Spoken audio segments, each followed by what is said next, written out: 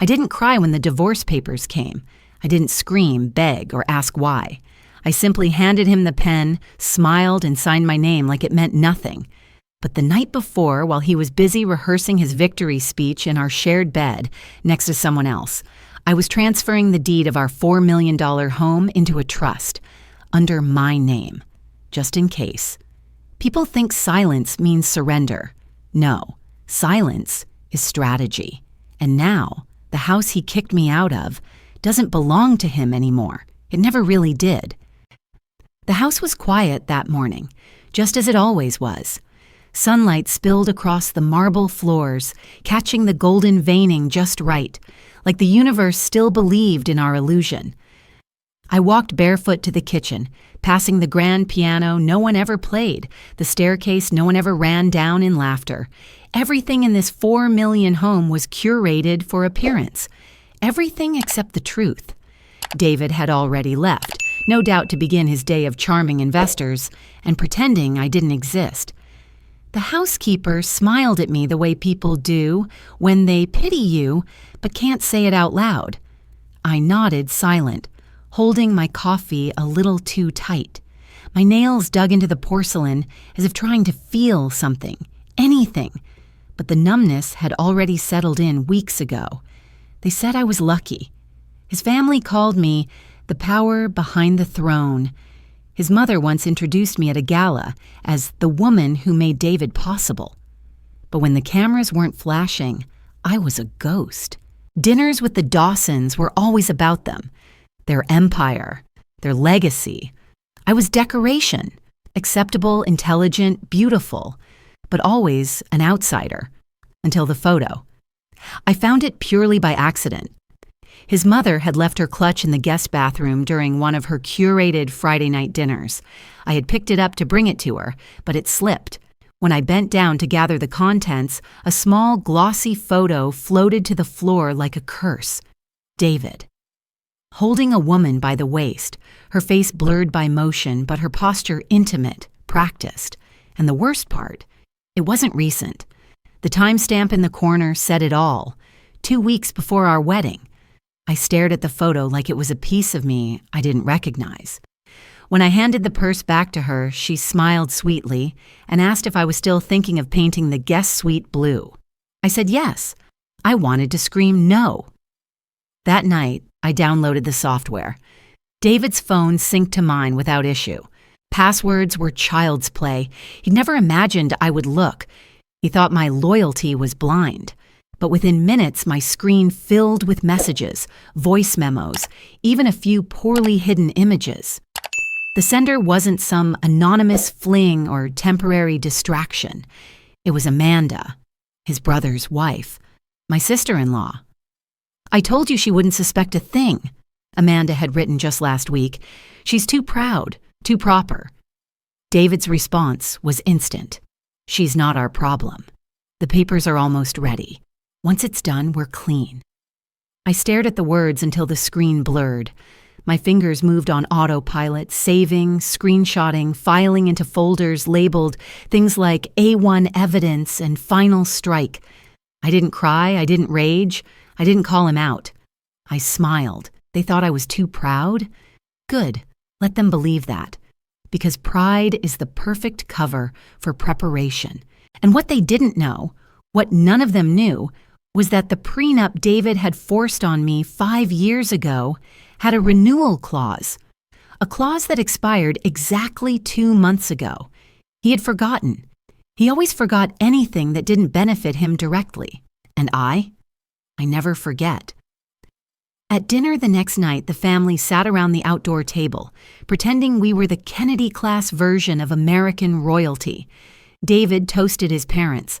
Amanda laughed at all the right jokes. No one noticed how my eyes tracked every fork, every glass, every misplaced glance. "You look radiant, Claire," his father said. "You've always been such a stabilizing force for this family." I raised my glass. "It's important to know your worth." David smiled, thinking I was flattering him. Amanda looked down too quickly. I spent that weekend building my case like I had for clients 100 times before. asset documentation, digital footprints, witness trails. But this time, the client was me. The stakes were my life. I wasn't just going to walk away, I was going to rewrite the ending they wrote for me. When you've spent your life behind legal contracts, you learn to recognize the one moment no one else notices, the invisible switch. The exact second power changes hands, when silence becomes leverage, and being underestimated turns into your greatest weapon. That moment arrived the following Monday, disguised in mundane protocol. I requested internal access to Dawson Group's legal architecture using my former title, Legal Strategic Advisor, a title they never formally revoked when I transitioned to be a housewife. David always said, "Keep it. It looks good for optics." Optics. He had no idea it also left an administrative loophole wide open. 2 hours later, I was inside their contract archive, swimming through hundreds of files most people wouldn't understand. But I spoke this language better than I spoke English. Every clause, every jurisdictional reference, every timestamp, they were mine to dissect. I wasn't looking for dirt, I was looking for a thread to pull, and I found it. A joint venture agreement with a Middle Eastern sovereign fund, a deal David had bragged about at the last family fundraiser. Buried in the document, hidden beneath 7 layers of subclauses, was a signature. Mine. In black and white. It was a clerical error, most likely. Someone from legal had used an old template, one with my name in the registered partner field. It was a draft copy that had, unknowingly, been finalized. Legally speaking, that made me the registered entity for the holding trust involved in managing real estate allocations under that deal, including, but not limited to, the Beverly Hills estate, valued at $4 million, and my estate. I stared at the screen, the cursor blinking like it knew what I was about to do. My breath was steady. My heart was calm. I downloaded the file, re-uploaded it into a separate encrypted vault, and marked it with a new designation, Active Leverage. The realization settled in quietly. I wasn't just the ex-wife anymore. I was the ghost in the walls of his empire, and I had just discovered the fuse box. That night, I didn't go to bed. I sat in the home office, technically still mine, mapping out every connection from that one signature. The trail led to an offshore account that paid the property taxes on the house, and the account belonged to a subsidiary company, one I had formed years ago for asset protection, at David's request, back when he trusted my legal instincts more than his own ego. And that company still had me listed as founding director, not majority shareholder, but the kicker was the clause I wrote into the charter, a 1% veto power on all structural decisions. It was a joke between us. "So you don't kick me out of my own house," I had teased. Now that joke had teeth. At 2:07 a.m., I opened a secure portal and filed the transfer of ownership from the subsidiary into a new trust, one under my legal name. I didn't need his consent, not anymore.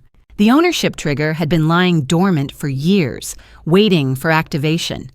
All I did was flip the switch. While I was uploading the documents, David was texting Amanda from his hotel suite in Manhattan. I know because the message popped up on my screen. "Room service is taking forever," he wrote, followed by a photo of 2 glasses and a rumpled bedspread. He had no idea that 5,000 miles away, the house he had mocked me in, cheated on me in, and eventually kicked me out of, no longer legally belonged to him.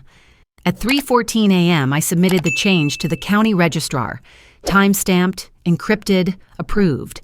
By 7:32 a.m., the system pushed an automated update to the smart home interface.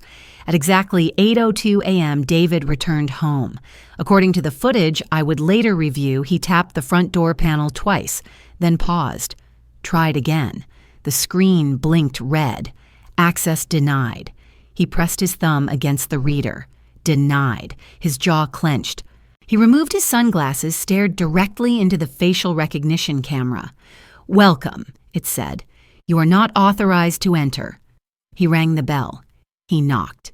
He even called my phone twice, calls I watched ring silently from my apartment across town.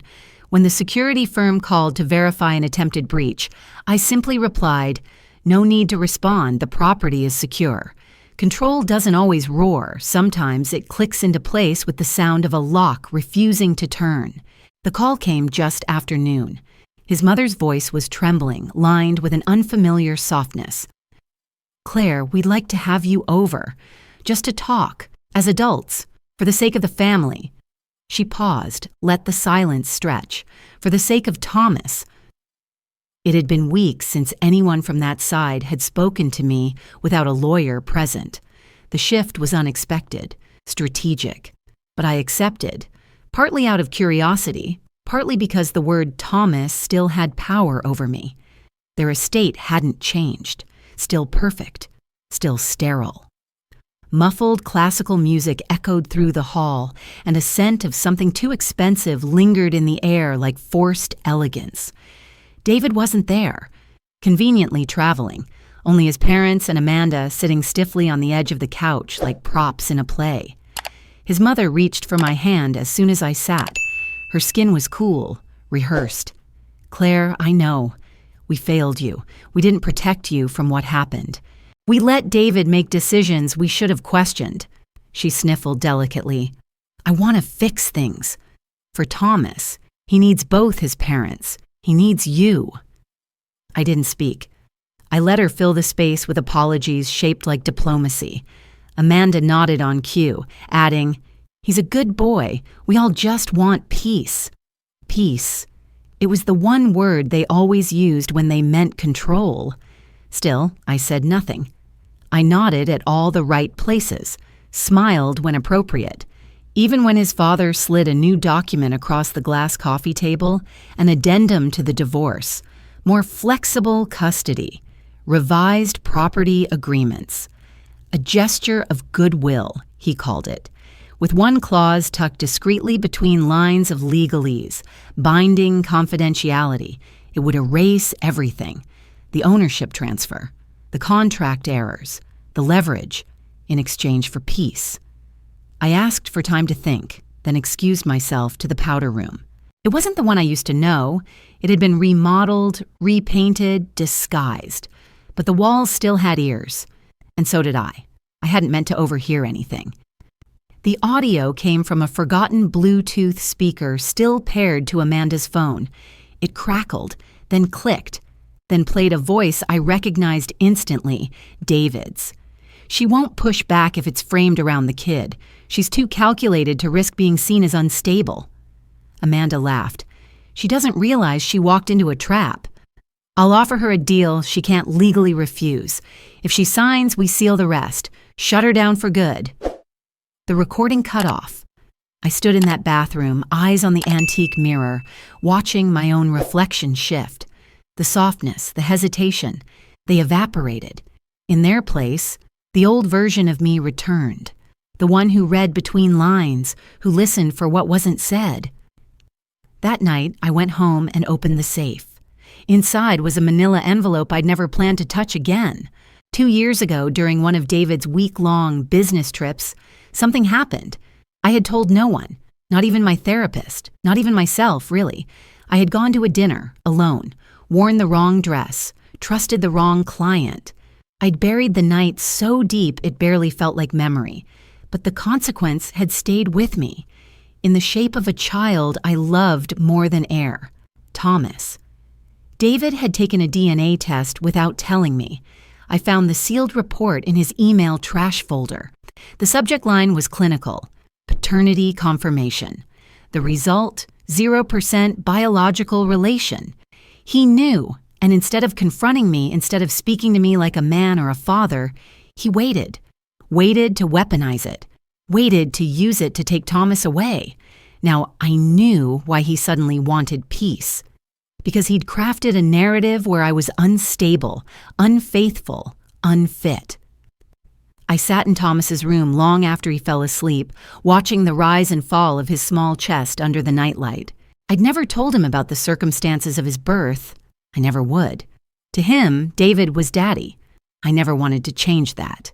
Until now. I lit a candle by the window, a quiet habit I hadn't done in years. The flame flickered violently at first, then steadied, like it too had made a decision. I stared at it for a long time, then I whispered to the dark, "Let's play then." The flash drive sat untouched on my desk for 3 years, a black casing no bigger than a lipstick tube, tucked between insurance files and unopened tax notices. I used to think keeping it was petty, even paranoid. Now I saw it for what it really was, my trigger file. It contained everything David thought he'd buried. Footage from our old nanny cams before he replaced them with the new smart system. Conversations with offshore clients, low voices, whiskey glasses clinking, real estate deals structured in whispers. I had labeled each file with nothing more than a date. Because one day I knew the dates would matter. That day had come.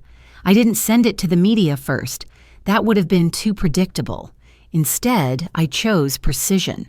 One envelope went to the IRS, flagged with keywords they couldn't ignore: undeclared income, shell companies, asset movement. Another to the SEC with timelines matching suspicious real estate acquisitions in multiple states. The final copy, unmarked and anonymous, went to a journalist I trusted. Someone who'd once been discredited for exposing fraud in Silicon Valley. He knew the scent of a buried story when he saw one. 3 days later, the first headline dropped: "Real estate royalty under federal investigation." I didn't speak publicly. I didn't need to. The document spoke louder than I ever could. Every file I released had corroboration, timestamps, financial trails. Nothing emotional, no accusations, just data, facts, patterns, cold and lethal. David's empire began to crack like porcelain under pressure.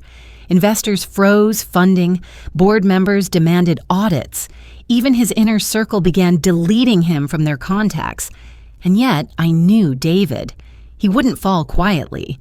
He surfaced 48 hours later in a designer suit and a smug expression, standing at a podium before a room full of cameras. His voice calm, measured. "I've been made aware of disturbing allegations," he began. "And I want to be absolutely clear. These attacks are the work of a single disgruntled individual, attempting to destabilize my company and my family." He didn't name me. He didn't have to. Everyone knew. She has manipulated narratives, leveraged personal access, and is now attempting to destroy what we built together out of resentment. His hands were steady, his tone almost sympathetic. The room nodded along, reporters scribbling, cameras blinking. It was almost convincing. Almost. I watched it live from the back of a darkened cafe, sipping black tea. My phone buzzed once, a single message from a blocked number. "He's playing it exactly like you said he would." Perfect, because David had missed something. The source of the leak wasn't me, at least not directly. The anonymous whistleblower who submitted the initial evidence packet to the press under a fabricated name was Amanda. Or rather, it was Amanda using a login I had quietly installed on her laptop weeks ago. I'd gained access when I discovered her password was still her birthday and David's initials. I didn't need her to know she was involved. I just needed her signature on the right PDF file at the right moment. And now, David had blamed me on national television, while the media's next headline was already written. Source revealed Dawson insider was secret informant. The avalanche began. Amanda, faced with potential legal backlash, flipped. She gave her own interview, painted herself as a victim, claimed she was manipulated by David from the start. She wept on cue, confessed to hiding financial documents under his orders. She wasn't innocent, but she was brilliant at appearing so. I had taught her well in my own way.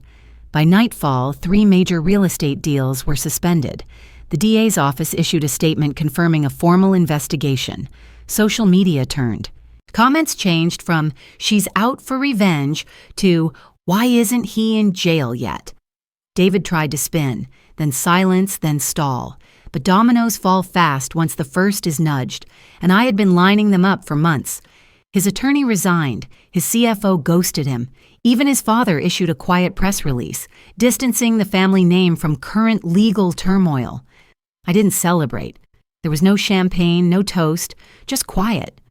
I walked through my house, the one he no longer owned, and opened every window. Let the autumn air roll in. It didn't smell like victory. It smelled like oxygen. This wasn't revenge. This was correction. It started with whispers, then headlines, then hashtags. Claire, the cold legal assassin, Siard, Black Widow returns. For every article exposing David's crimes, there were two speculating about me. Not what I'd done, but how I'd done it. The tone shifted overnight. What had once been admiration turned clinical, then suspicious. What kind of woman holds on to recordings for years? Who plans revenge that meticulously? Was I a victim or a sociopath? The tabloids were vicious. Claire Dawson, the woman who killed a dynasty. Podcasts picked it up, slicing my life into digestible 20-minute chapters. The phrase weaponized empathy became their favorite. They didn't talk about Thomas, or the silence I'd endured, or the years I'd swallowed betrayal like medicine. No. They talked about optics, about power, about how terrifying it is when a woman doesn't cry but calculates. And slowly, people began to disappear. Friends I'd known for decades stopped replying. Former clients distanced themselves. Invitations dried up. Even the barista at my favorite cafe started making eye contact like it hurt him. I wasn't a woman anymore. I was a warning. I stopped checking the internet when someone sent me a screenshot from a parenting forum, a thread titled, "Would you let Claire Dawson near your kids?" It had over 12,000 comments. That's when the real blow came. I was brushing Thomas's hair before school, his sleepy head resting against my shoulder when I glanced at the muted TV. The channel was one of those daytime talk shows, all pastel sets and forced laughter. The host was holding a photo of me, young and smiling. Then I saw her, my mother, hair perfectly styled, voice quivering with just the right tone of regret. "Claire's always been complicated," she said. "Very strong, sometimes too strong for her own good. I just wish she'd handled things differently." The host leaned in, sympathetic. "Do you believe she was trying to hurt David intentionally?" My mother gave a smile so gentle it sliced me in half. "I think she was trying to win, and when that's your goal, love gets lost." Thomas looked up at me. "Is that Grandma?" I turned off the TV. I didn't speak to my mother after that. There was nothing left to say. Later that week, a representative from Netflix reached out. They wanted rights to the story, full control, 7 figures, an entire team already mapped out the arcs. Claire the Avenger, David the Narcissist, Amanda the collateral damage. They wanted to dramatize it, package it, profit off it. I said no. Not because I couldn't use the money, not because the idea of Olivia Colman playing my mother wasn't darkly satisfying, but because some stories don't belong on screens. Some truths aren't entertainment. They called back twice, upped the offer. I still said no. Instead, I stayed quiet. And in that quiet, I heard everything. I heard Thomas's laughter through the hallway when he built blanket forts. I heard wind pressing against the windows during midnight storms. I heard my own heartbeat when I sat alone at the kitchen island, sipping lukewarm tea and wondering what came next. Sometimes victory feels like exile. But one night, after putting Thomas to bed, I opened my laptop. I hadn't touched the legal archive in weeks. The files were still there, organized, cross-referenced, airtight. A map of David's downfall, a symphony of precision. One by one, I selected them. Contracts, transcripts, video clips, backups. Then I clicked delete. Not a temporary move, not a trash bin hover, permanent deletion. Every last thread that tied me to his ruin. Gone. Not for him, not for me, for Thomas. Because someday he'd search my name. He'd find the headlines, the theories, the narratives. but he wouldn't find proof that I'd kept a man in the ground long after he'd fallen. He'd never have to carry that weight. I closed the laptop, sat back, and let the silence settle. This wasn't about surrender. This was about letting go. The old house didn't echo anymore. It breathed. A year had passed since the cameras turned away, since the world moved on to newer scandals and shinier betrayals. In that time, the marble floors lost their chill, the grand staircase no longer loomed, and the walls began to absorb warmth they had never known before. The rooms that once hosted curated dinners and silent resentment now held chairs in soft colors, low lighting, and the quiet hum of healing. The living room had become a group circle space, the dining room a consultation hub. Upstairs, where David once dictated contracts and I once practiced silence, now held journals, drawings, tea kettles, and blankets that smelled like lavender. No one called it a clinic. That would have felt too sterile. Instead, the brass plaque by the entrance read simply, "The Haven Project." Beneath it, in small letters, "Founded by Claire Dawson." Most of the women who came didn't recognize me. They thought I was just the woman who set the chairs, made the tea, offered tissues during heavy pauses, and I let them. Because here, I wasn't the woman from the scandal, the strategist who'd brought down an empire. I was just someone who knew what it felt like to be trapped in a beautiful cage and taught herself how to pick the lock from the inside. We didn't talk about men, not directly. We talked about silence, about how it grows, eats away at the identity until your own name feels foreign. We talked about gaslighting in the form of compliments, about how being called strong sometimes means you're on your own. Some days I spoke more. Other days I just listened. But always, I watched them change. First in posture, then in voice, then in the words they allowed themselves to say out loud. That was the empire I built. Quiet, steady, invisible from the outside but undeniable to those who needed it most. Real power doesn't scream, it rewrites. On the anniversary of our first group session, someone brought cupcakes. Another woman crocheted small keychains shaped like lighthouses, symbols of guidance, they said. I didn't make a speech. I just thanked them and sat with the moment, knowing it was enough. And then, one afternoon, as the rain tapped gently against the wide windows, a staff member handed me a letter. Not an email, not a card. A folded piece of lined paper, sealed in a red envelope with a heart drawn on the front. Inside, the handwriting was neat, but slightly crooked. It belonged to a girl named Lily, 12 years old. She had attended our youth program for 6 months after witnessing her mother endure a life she didn't yet have words for. Dear Miss Claire, I used to think strong meant being loud, but now I know it can mean being kind and smart and never giving up even when people try to break you without touching you. When I grow up, I want to help girls too, just like you. Love, Lily. I read the letter twice, then a third time. My hands didn't shake, but my eyes blurred.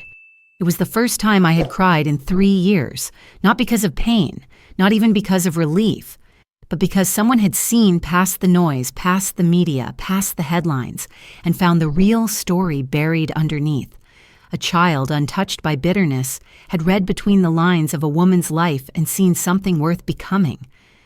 That night, after everyone had gone home and the building was silent again, I sat at my desk in the corner of what used to be David's study. The bookshelves still stood, but the titles had changed. No more business manuals. Now, stories of survival, psychology, fiction with soft endings. I opened my laptop, not to check documents, not to revisit buried files. I had none left to dig through. I opened a blank page. At the top, I typed one sentence. This story is not about revenge. It's about correction. I closed the laptop, turned off the lamp, and stepped outside into the quiet night. The air was cool, the sky wide and open, and for the first time in a very long time, I felt no weight behind my name.